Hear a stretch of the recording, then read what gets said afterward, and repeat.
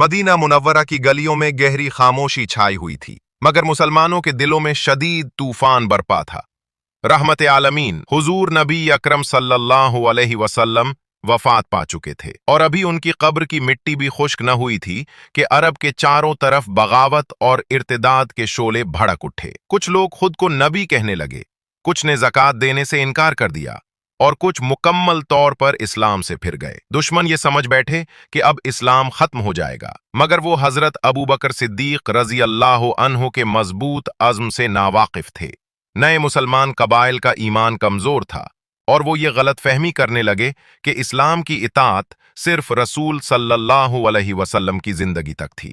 मुर्तदीन तीन किस्म के थे: झूठे मुद्दईयान नबूवत, मुनकिरीन ज़कात और वो जो दोबारा जाहिलियत की तरफ लौट गए। उन सब का मकसद दीन नहीं बल्कि ताकत, दौलत और कबायली इक़्तिदार था।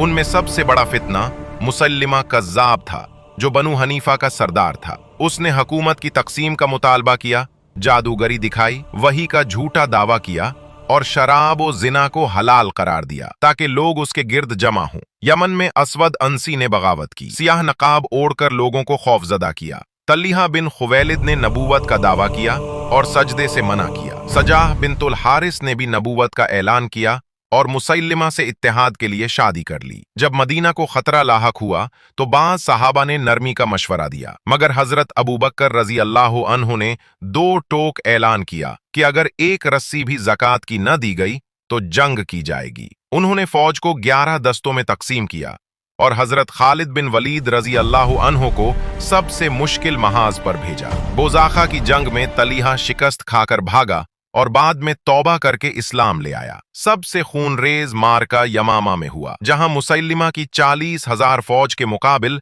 13,000 मुसलमान थे। हदीकतुल मौत में सख्त जंग हुई, बहुत से हिफाज कुरान शहीद हुए, मगर हजरत बरा बिन मालिक रजी अल्लाह अन्हु की बेमिसाल जरअत से दरवाजा खुला और मुसलमानों को फैसला कुन फतह नसीब हुई। आखिरकार मुसैलिमा कज़्ज़ाब हजरत वहशी बिन हर्ब रजी अल्लाह अन्हु के नेज़े से मारा गया। हजरत अबू बकर सिद्दीक रजी अल्लाह अन्हु की क़यादत में सिर्फ 1 साल में पूरा अरब दोबारा इस्लाम के परचम तले मुत्तहिद हो गया। ये जंगें साबित करती हैं कि इस्लाम किसी एक शख्सियत पर नहीं बल्कि अल्लाह के अबदी दीन पर कायम है और कुर्बानी, इस्तिकामत और ईमान से हमेशा गालिब रहता है।